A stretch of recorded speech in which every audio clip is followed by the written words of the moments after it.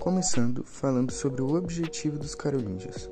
Os carolíngios buscavam unificar a Europa Ocidental, fortalecer o cristianismo e centralizar o poder político.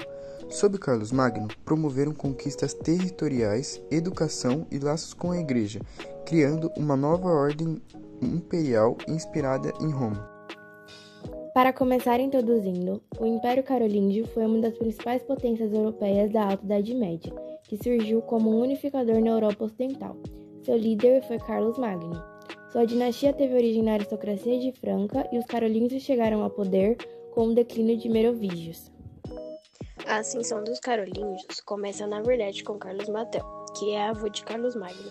Carlos Martel serviu como mordomo do palácio, que era um cargo administrativo.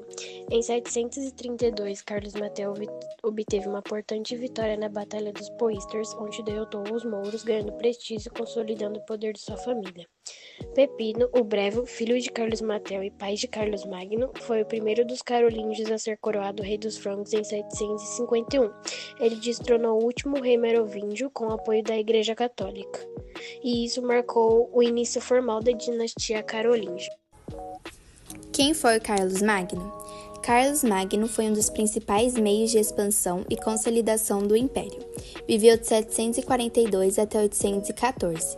Carlos era filho de Pepino, o Breve, rei dos francos, que morreu em 768. Porém, com a morte de seu pai, Carlos ficou com as terras francas. Com isso, ele fez grandes movimentos militares e foi adquirindo grandes quantidades de terras, incluindo o que hoje é a França, Alemanha, Itália e partes da Espanha. Alguma de suas lutas mais famosas é a da Saxônia, uma luta que durou décadas e acabou com a conversão forçada dos saxões ao cristianismo. Outra luta muito importante foi a dos Lombardos, onde Carlos Magno derrotou o rei dos Lombardos, Desidério, e anexou as suas terras. Isso ocorreu porque os Lombardos atacavam as terras das igrejas católicas. Em 800 d.C., ele foi coroado pelo Papa Leão III como imperador dos romanos. Com isso, promoveu reformas culturais e educacionais para os carolíngios. E seu impacto foi tão grande que é conhecido até hoje como o pai da Europa. Referências econômicas. A economia carolíngia era majoritariamente agrária. Durante esse período, a população vivia em vilas e pequenas comunidades rurais, onde a terra era o principal recurso econômico. Outro modo econômico era o sistema de senhorios, onde os camponeses, muitos deles servos, trabalhavam para produzir o suficiente para a sobrevivência e para pagar tributos aos senhores. Também tinha as relações comerciais, que embora o comércio não fosse tão desenvolvido quanto no Império Romano, ainda era utilizado principalmente no comércio de produtos de luxo. Além disso, Carlos Magno criou uma moeda para tentar ajudar os comércios.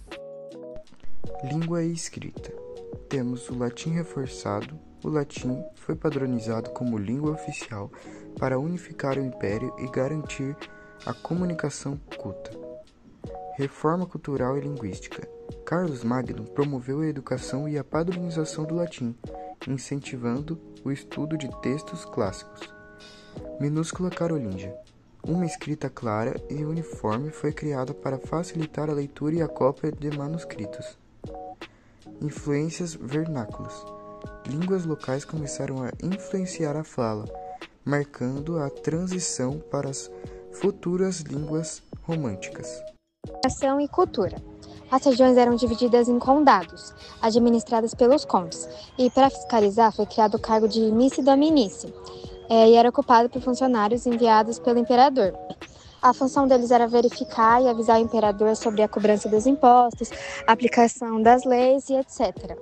O centro administrativo do império era a corte palaciana, e era formado por pessoas de confiança do imperador.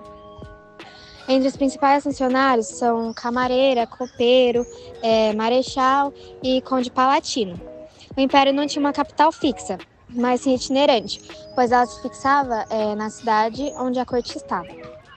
Carlos Magno se preocupou em preservar a cultura greco-romana, por isso ele investiu na construção de escolas, criou um novo sistema monetário e estimulou o desenvolvimento das artes.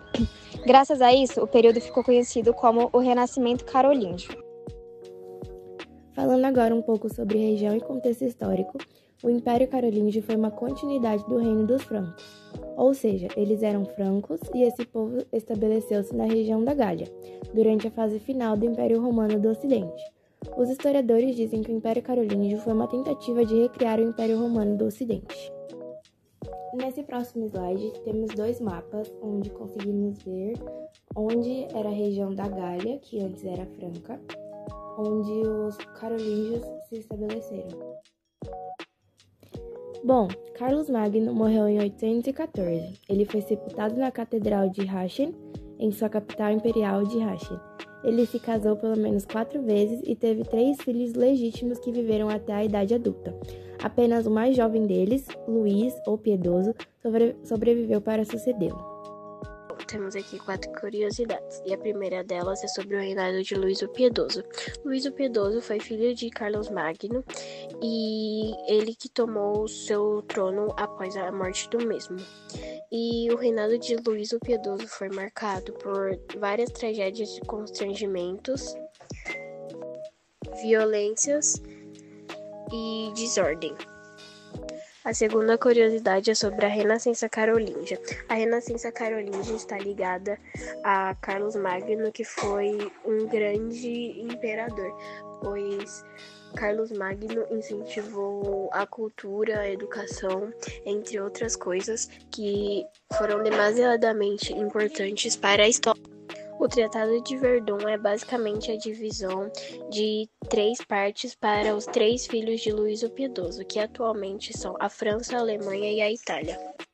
E a última curiosidade é que Carlos Magno, apesar de incentivar muito na educação, cultura e etc., era analfabeta e tinha muita dificuldade com escrita e leitura.